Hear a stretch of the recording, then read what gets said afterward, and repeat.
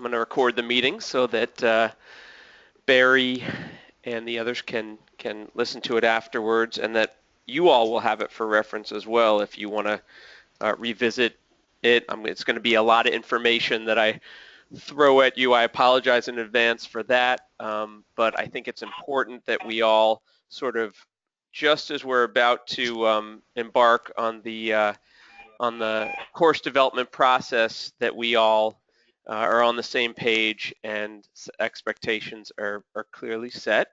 I thought we could do a quick, I know that, most of you have been in OTM, online teaching methodologies, together. I know Rabbi Jaffe hasn't been in that, and I'll get him up to speed on that piece. So you know each other somewhat, but I thought we could do a quick, just your name and where you're calling from and your role.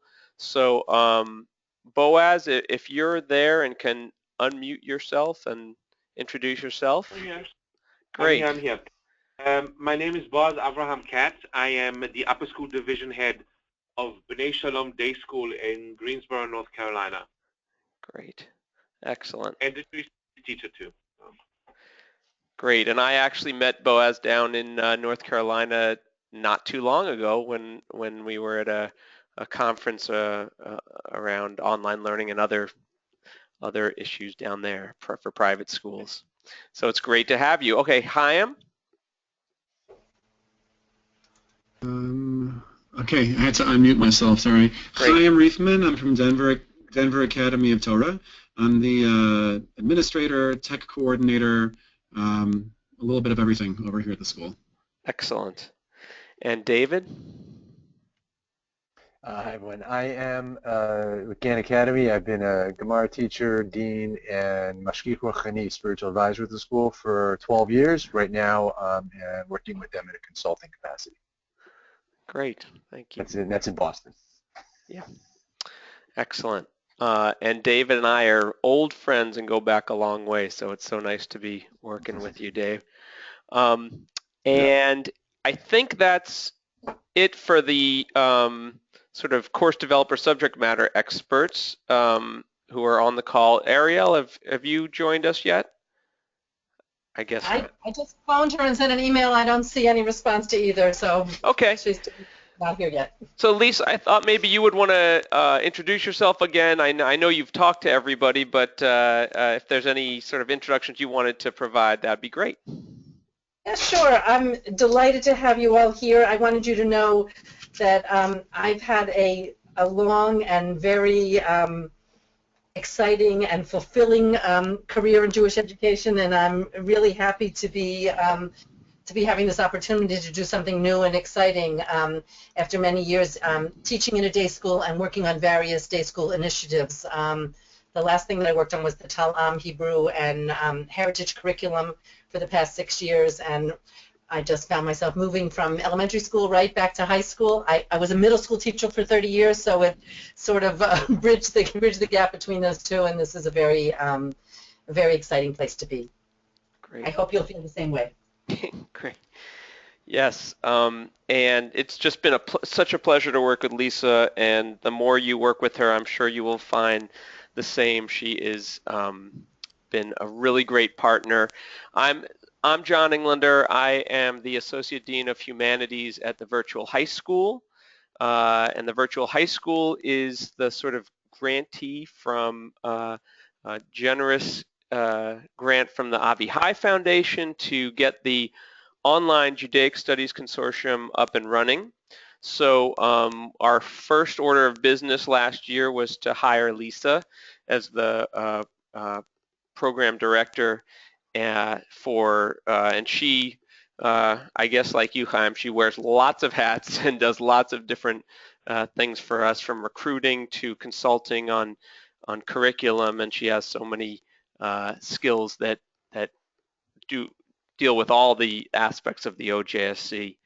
So we have just gone through sort of the first round, or actually are towards the end of the first round of course development with our first cohort of teachers who began this past year, actually in the fall. I know Lisa sent out yesterday to everybody a sort of PDF of this booklet that we had put together for sort of course catalog marketing. So hopefully you got a chance to look at that, or will have a chance to get a sense of the other courses so far. And you all probably know, but it doesn't hurt to remind you that this project is, the goal is to build 50 courses over the next 4 or 5 years, and hopefully have 60 plus schools, sort of 8th through 12th grade, participating in this really exciting venture that we're on for the Judaic Studies Consortium. So although you're not the first trailblazers, you're pretty close to the leading edge. There's quite a few lessons learned that we've had from this past fall that I'll try to pass on to you.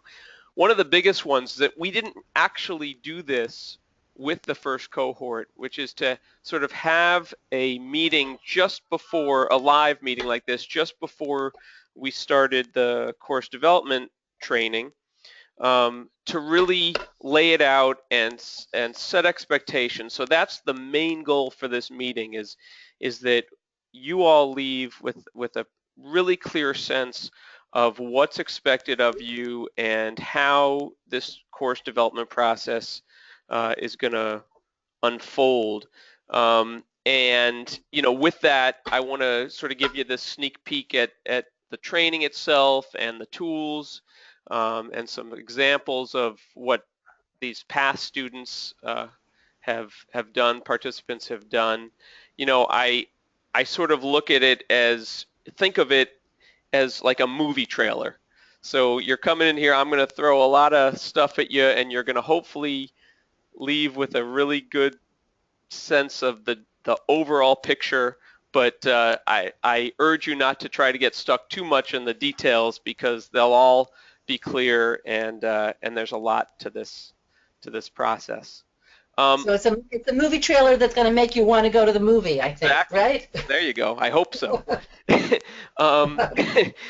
What I think I'll do, if it's all right, is I'll try to sort of deliver some information, talk a little bit about things, maybe show some stuff, and then come to places where I stop for questions. So if you have questions, just write them down as we go along, and I'll make sure to pause at times to address them. So hopefully that makes sense to everybody. So let's just start talking specifically about the expectations. And I was thinking about this as I was preparing to what I wanted to talk about, and we just are in the midst of developing a study skills course at VHS. And one of the lessons in it that I really love is called Eat the Frog. And the idea is, when you're working, is to like do the thing that you least want to do, get it over with. And I really like that idea. So the thing that I need to tell everybody, and that you all need to hear, is that the effort you're about to take on is substantial. And it's going to be the timeline that we have takes us all the way through June. We'll begin the training officially next week. You've actually, except for David, have actually all begun by getting that foundational training in OTM, which gave you a good sense of the expectations, how much time and effort things take for students in VHS courses. But we're about to begin the process of developing the course, and so that's the thing I want to say. On the other side of that, we have tools, we have staff, we have support that is going to try to make it as smooth and enjoyable and exciting a process as we can make it. But it does take effort, and it also takes good management, sort of time management, and with that is communication. So in other words, in the weeks to come, I just urge you to make sure you're putting time aside in your schedules almost daily to work on the tasks in front of you. We're going to break down the process of developing this course in a pretty systematic way, but if you don't keep up with it, and if you're not sort of pacing yourself, you'll find that things are going to get challenging quickly. And to that point, we want to work with you, and you'll see that the project manager assigned to you, they're awesome. They are incredibly flexible. So communicating, saying, you know what, for the next 2 weeks is a crazy busy time at school or home or whatever, so we need to sort of pace ourselves that way. That's fine. We are more than happy to work with you on that, but it's incredibly important that I stress up front that it takes work. One of the lessons learned is that I think some teachers, and I have done this in the past myself, think that sort of preparing a class is, when you're doing it face to face, you're relying on your past knowledge, and maybe you're preparing a little bit for a class. Some teachers do lots and lots of prep work. Others sort of have a few questions and an idea of where they want to go with the content each day, and then they go in. And I think in an online course like ours, and you saw this from taking OTM, and Dave, I gave him some demos of our courses, it's a much more prescriptive in terms of the lessons and contents that are prepared, and that just takes time, and writing and there's no shortcut to good quality writing and thinking through. Again, we're going to provide you with lots of templates, and that will help immensely, and I'll show you that in a bit. So that was sort of the main expectations pieces I wanted to make sure that you were all aware of, and also just on a very bare bones way, just to make sure you realize these courses that you're developing, they're all 15 weeks worth of content. That's the duration. And the expectation is that students will spend about 5 hours per week doing the work. And we sort of came up with that number based on our research and our talking with Jewish day schools around, that's less than our standard courses for our secular catalog, but we realized that often Judaic studies courses in Jewish day schools, they're just as rigorous, obviously, and have as much depth, but they might not have as much time that students can devote to them throughout the week. So 5 hours of activities per week, and part of the process will be making sure that we're not both shortcutting or overextending ourselves, our students each week in what they have to do. So let me pause there, and are there any questions that people have?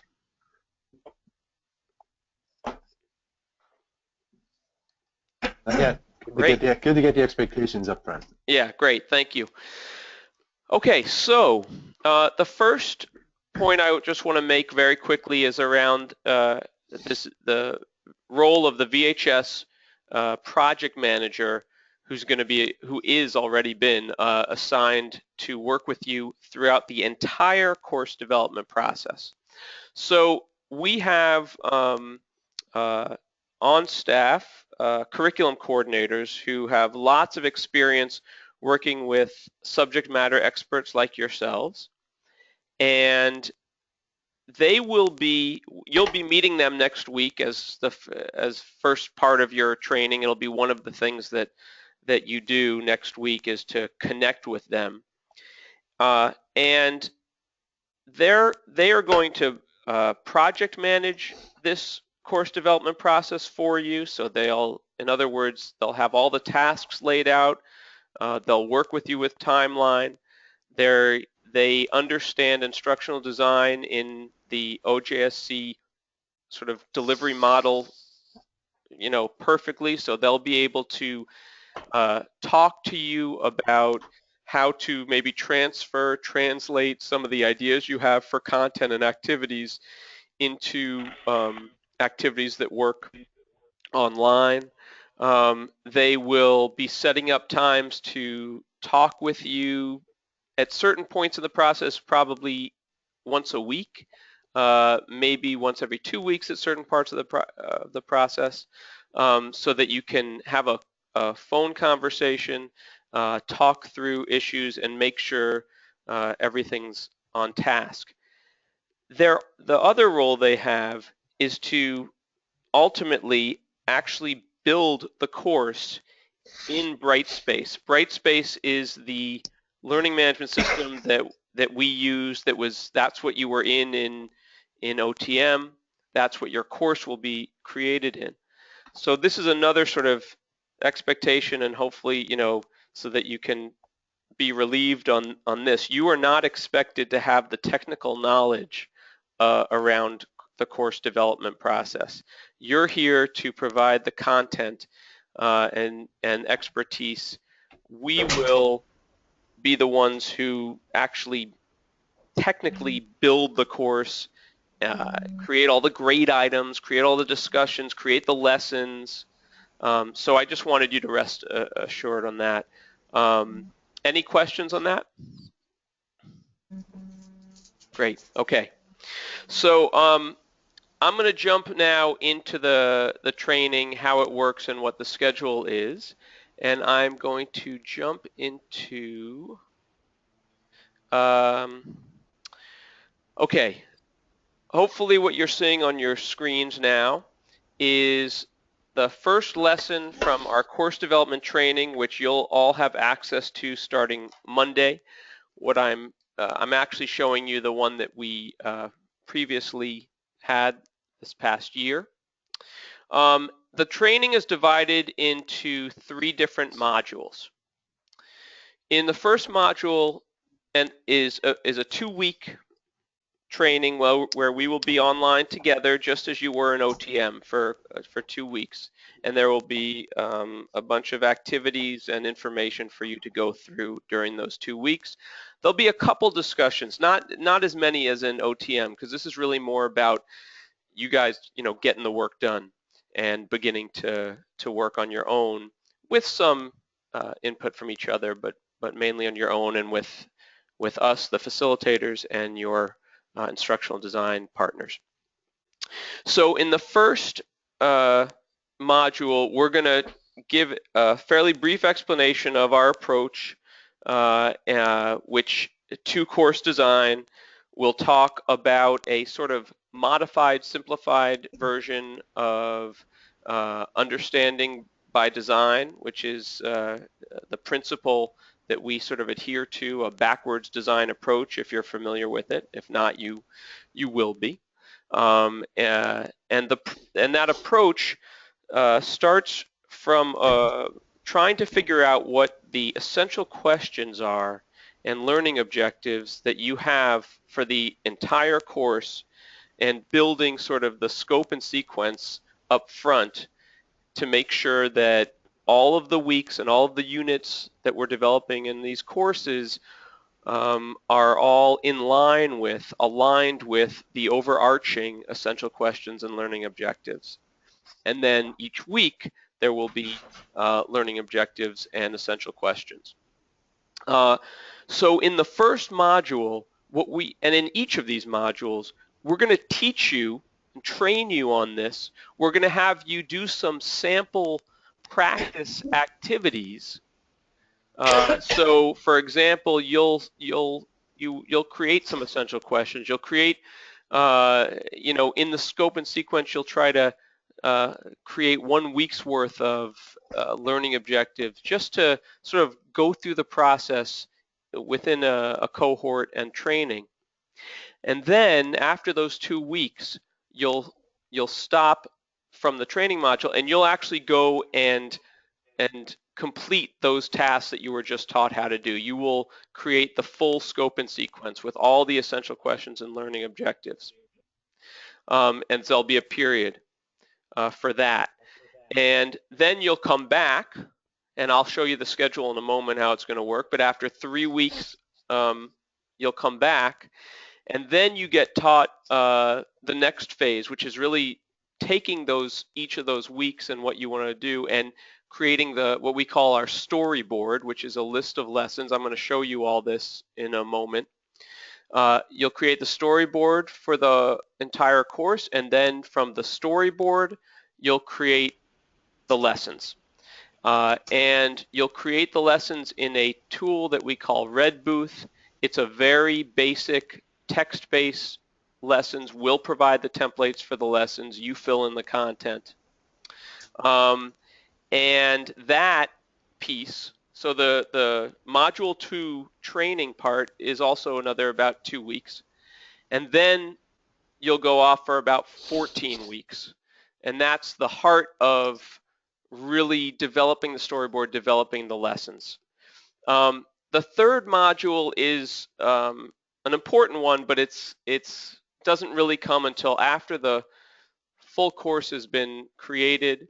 After you've created all the lessons in draft form, then as I said, we, VHS, will take that and create the course in Brightspace, our learning management system. And then it'll be time for these courses. They'll be delivered in September in the fall OJSC courses.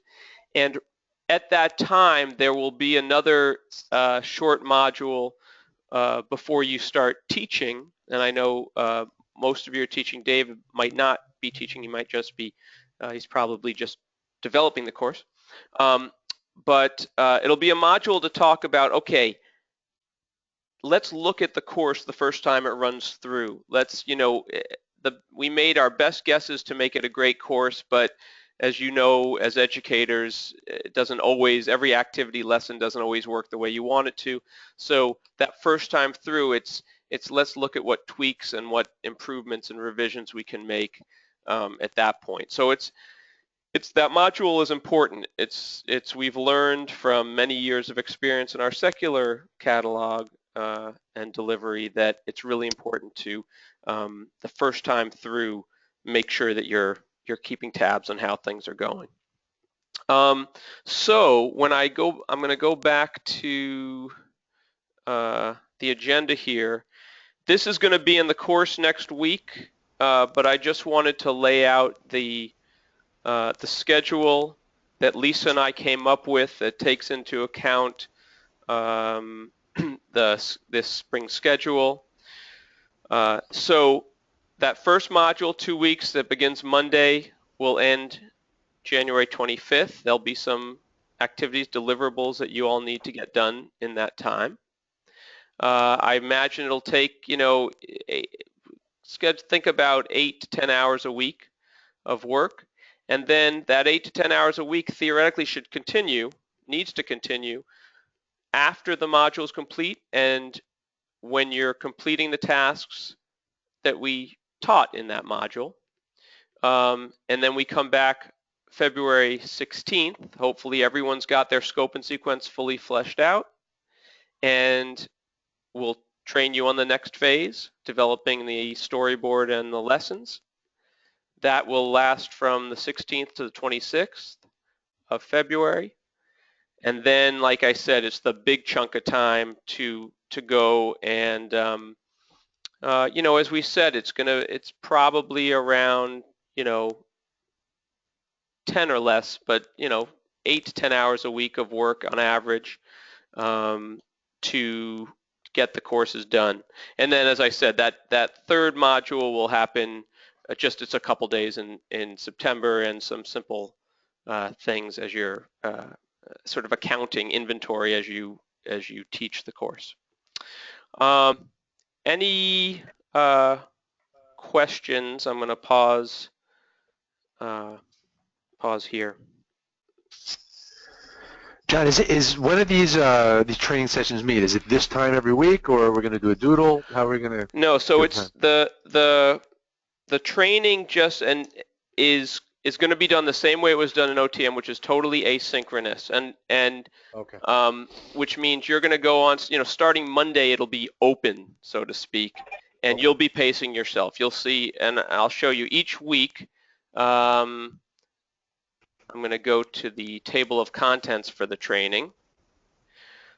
So Dave, when you come in and everybody comes in, you will have these 10 lessons. So some of the lessons will be about, learning course design, that piece around understanding by design sort of things. And then there'll be activities where you begin to establish, for example, the scope of your course. And there'll be directions on, learning a little bit about what that means. And a lot of the work, so does that answer it, Dave? Yeah, we do it on our time. How much time do you guys? Yeah, I know you're giving a couple weeks for us to get through this material. How much time do you think that? I guess it's going to depend on each person, but do you expect we should devote to this in the next couple weeks? So I think, like I said, 8 to 10 hours a week probably is what it's going to be these next 2 weeks. Okay. Yeah, I just wanted to add that I think that we will have 1 or 2 meetings like this with the whole group, but each one of you will have regular meetings with your mentor, and those can begin during the 3 weeks between the 2 modules, and they will continue during the 14 weeks when you're actually developing each week of your course. You'll have someone that you can talk to. Maybe you'll decide you'll meet once a week, or you'll make something that just works for the 2 of you. So there won't be many times where we'll have to look at a lot of people's schedules to set a meeting. Right. Thank you, Lisa. Yeah, so I guess, and again, as I said, a big lesson learned from last time, because we didn't have this conversation that we're having, or it's really more me talking at you, but was to make it clear that there's going to be these modules, and they're going to be work you have to get done in that 2-week period, or however long the module is. And then after that, you'll be expected to complete the tasks from that module, and your VHS project manager will be working with you to set up a personal schedule around that to make sure you're hitting that. I want to show you a little bit about, I want to show you how it looks, these tasks that I'm talking about. So each of you is going to have a Google spreadsheet set up for your course. And I'm going to jump to one of them now. And this is for where I am is I'm in Google. If you haven't worked with Google spreadsheets, one of the reasons we like working with them is that it allows multiple people to sort of edit and work on the same content. So you and the VHS person who is assigned to you will both have access to this, but this will be, it'll be your job, sorry, I've jumped to the storyboard, to work on using this tool, this spreadsheet. So in the training, it may say, okay, your assignment is to go into your Google spreadsheet for your course. This is a course called History Makers of Israel, and come up with 3 essential questions for the course, 3 learning goals, and 3 learning outcomes. So you will go into your Google Doc and you'll do that. And the way it works is in the course itself, you'll go into your private topic discussion with me and say, I've done it, I'm complete, I've done that work. So what I want to show you, what you're seeing now is someone who's gone through the process and filled out they've done the work. So coming up with the essential questions and learning goals, and then coming up with the scope and sequence is the big work of the next 5 weeks. So let me show you just quickly looking through this scope and sequence sheet. And again, each of you will have these templates and these worksheets. You'll all have this sequence. Obviously, won't be filled out. That'll be your job. So it breaks it down into 15 weeks. Part of the process we'll talk about is if there's units within those weeks. There don't have to be, but it often makes sense to. And so you can see in this case, it's the 3 units are dreamers, trailblazers, and founders and leaders. So you can see each week in this case covers different leaders in the history of Israel. Each week has their own set of essential questions and learning objectives, and each week has a description, an overview that will be used actually in the course. I'm going to show you another one. This is from a Mishnah course we developing. Zvi Klugerman, Rabbi Klugerman is developing for us. And again, his units are overview of the Mishnah, the festivals, and Tractate Berachot. And so you can see, get a sense, it's how he's the structure, disagreements, and how it's dealt with. So what you're looking at here is ultimately going to be your goal, working with me, working with Lisa, working with your project manager. This is your deliverable after in these next 5 weeks. Then in that second module after that, like I said, the deliverables will be coming up with a weekly template. So although we don't want our courses to be, cookie cutter in many ways for online learning, it's really good to have a general sense of the types of activities that might come up each week. But more important, or as important as a weekly template, is the storyboard. And this is, as I said, it breaks each week down into all of the activities each week. So, so this is, again, you won't be dealing with this until Module 2, but this is the next stage, the next step in course development. So each week there are going to be a certain number of activities. This is, having these 7, including the overview activities, is probably as many as you want to have, maybe even less, when we go back to that time to complete. So as you can see in E, we're going to, for each activity, try to do an estimate of how long it will take a student. And we, again, want to make sure we're in that, no more than 5-hour zone there. So each activity, there are going to be different types. So part of this template is to show what types, and you'll learn about these in the course, in the training. Have a description for it, and then there's other fields that you can fill out. I don't want to go into too much detail now, because you'll get to it in a while. From there, we jump to another tool that outside of the Google Docs. It's called Redbooth, and I'm jumping into Redbooth now. Again, this is in Tammy's course. Redbooth serves a couple different purposes for us. The first purpose is project management, and when you begin working after the it may even be for some of you during, but after that 2-week training module, when it's just you and your VHS project manager working together, this will be the main place you come to. And obviously doing work in your Google Doc. But this is the main place you'll come to for communicating and for task lists.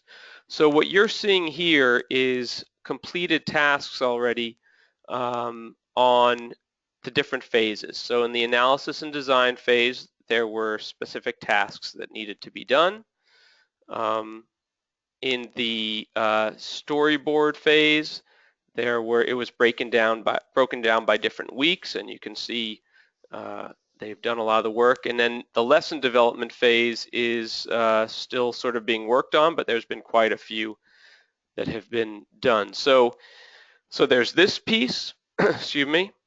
There is, in addition, a place for conversations to happen about specific issues, feedback on 2.7, is just an example of the types of conversations you can have here if you want to contain them in Redbooth. So the task management and conversations. Of course, you'll be emailing as well with your project manager. And then probably the most important area of Redbooth, although this won't come up until that lesson development phase, is this notes area. And I don't want your heads to spin too much as I'm going through all this, but the notes area is where you will come once you've created the storyboard of all your activities. You're going to be coming in here and actually writing the content for your lessons in here. And your project manager will set each one up, will set up the templates, a timeline activity, you'll have any images, you'll have the details, instructions, and the like there. So I know I'm getting way ahead of myself, but I just wanted to take you through the Google Doc where you have the scope and sequence and then the storyboard that finally gets translated here. And this is as far as you're going to need to go. We will then take them and create lessons out of them. So if I go into, I wonder if I have. John? Yes. Can I stop you for 1 second? Sure. I actually missed quite a bit. For some reason, my audio just disappeared. Okay. But I also have to leave. From what I understand, this is going to be recorded. It will, Boaz. So we'll send out the link, and you can join up at 40 minutes in, and we'll probably just go another 10 or 15 more minutes. So. That's perfect. Lisa, are you on the line? I am. Lisa, for some reason, it's just a technical thing. I'm still getting all this To Kill a Mockingbird stuff continuously into my emails. Is there any way to stop that? I think you have to unsubscribe. Okay. Is that correct, John? Does that make sense? It is. So we can, Boaz, I can definitely send you, I can look into it for you and make sure you're unsubscribed. Thank you, because I've just been inundated with this. No problem. Gotcha. Sorry, you guys, I've got to go and teach. So I will, once you send me the link, I'll be able to connect. Great. Okay. Great. Thanks, Boaz. Okay. I'm just going to add I'm going to add two quick comments. One is everybody who's listening can tell what a clear thinker and good educator John is, and you will have access to him. But I just want you to feel really excited about working with your project managers, because they really will hold your hand through the whole process. And you might think, oh, it'll be hard to work on a topic like tefillah with somebody who is not knowledgeable in this area, but I like to compare it to once when I was a Talmud teacher in a school, and my supervisor did not, and I taught in Hebrew. Hebrew was the language of instruction, and my supervisor did not know Hebrew. I learned a great deal from that supervision about pedagogy, because she did not focus on content, she focused on pedagogy. And I think the relationship you'll have with the project manager will really be about online pedagogy, and they'll talk to you about this process as well as ideas for making your course as exciting as you can in this setting. I will be able to come in. I use the conversations. If I'm reading something and it relates to one of your courses, I'll put it there, or I'll ask a question, or you can do the same. So I'm going to try to think about all your courses whenever I read anything in the next few weeks also. So you'll have places to talk about the content as well. But I think you should know that you will be able to rely on and learn from your project managers a great deal. Yeah, I appreciate that. Thank you, Lisa. Thanks, Boaz. Bye. I'm going to sign out now. Goodbye. Okay. Take care. Okay. You too. Another thing I want to just show very quickly is it's another tool, and again, I hope you all appreciated the sort of movie trailer analogy here, because I know there's a million things coming your way, but this is a really long movie, because it's a long. Exactly. This is a important tool that we have in place for all of you, and what it provides is under lesson templates and resources here, it gives you a lot of different ways of delivering content, your first reaction, again, might be, this is a little cookie cutter, but I think once you get into this, and you'll be spending some time in the training really delving into the course development toolbox, I think you'll see that it's an incredible time saver, and that really good teaching strategies, really good pedagogy is embedded in these templates. So, for example, you have all these discussion templates. You have, which are, different ways that you'll be able to have discussions. Sometimes it's going to make sense to just have a general discussion that you have around Hebrew text or a quote, but there are other ways of doing it as well. It might be, and what happens is when you go in here, you see examples of how it looks in context. So this is a case where you're given some background information, and you have to read a specific document, and then you pull out for the discussion, what about the phrase most strikes you?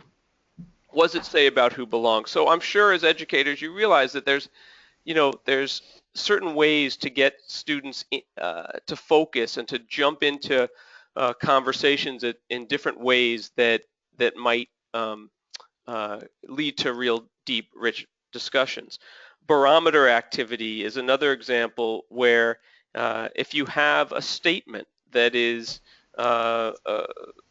has a lot of validity on both sort of sides of the statement. In this case, the statement's about Native American mascots. The statement is that the team should be, are part of cultural heritage, should not be changed. It's a controversial statement. So the way a barometer discussion works is that each student writes down a number of agreement or disagreement, where 1 is I totally agree with the statement, 10 is I totally disagree, and you can put yourself at a 7 or a 5 if you're in the mid. And then, of course, in the discussion where it's very prescriptive around in your initial post, you have to put a statement of at least a certain number of words. And then students will return to the discussion, and they'll reply. They have to reply or respond to a point made by one of the other students. And then the final step in the discussion, a barometer discussion, is they come back and they repost a number, because it's okay. In fact, it's almost encouraged if your number has changed, because you've read through other arguments and rationales and justifications that others have written. So I know I'm going in the weeds on that, but the point is there's a lot of different interesting ways, as opposed to just, here's a quote, what do you think about it? Or here's a piece of text, write an essay about it. There's lots of different ways. So we have not just discussions, we have lots of different activities. A project where you conduct an interview over 3 different weeks. I think that can be applied to probably every course we do. There would be a really interesting and engaging use of that. A mini film festival, a culminating project activity where you go back to all of your journals and other work, and you create so we have a lot of templates in here that are going to really, I think, really help you. You're not allowed in online learning to just, come into a classroom, throw out a question, and that's your class period. You have to prepare with lots of different lessons and engaging activities, and that doesn't mean there can't be lectures, videos, and informational videos, but how you have students sort of integrate that information is, we need it to be engaging, because these students are already in somewhat of a sterile environment. They're on a computer. So, but what hopefully you've seen in OTM just through those discussions is you get to know each other, and there can be fairly deep, interesting discussions and activities that happen. Yeah. I call this toolbox the biggest gift of the OJSC to the faculty, because this this is something that you'll use no matter what you do in your own classrooms and other presentations. I think it's really going to impact on the way you think about teaching and the different strategies that you use with your students beyond the walls of the OJSC. So I'm very excited about that. Thanks, Lisa. Any questions or thoughts or reactions that that you might have from what you've seen? John, this is David. Just this may be something you told me already. All the learning with the students is asynchronous, correct? That is correct. Yeah. Okay. It is. And the reason for that is we're just, we already have, students from Brooklyn and San Diego and everywhere in between. Sure. So it would be almost impossible to try to have the live set up exactly. Mm-hmm. Okay. Hey Ariel, I'm glad you're here. I see that you are on. We've recorded this, so we'll send out the link and you can listen to it. Chaim or David or Ariel, any other questions? Great. So we're going to be starting the training officially, and we'll send out an email. But it'll be open starting Monday.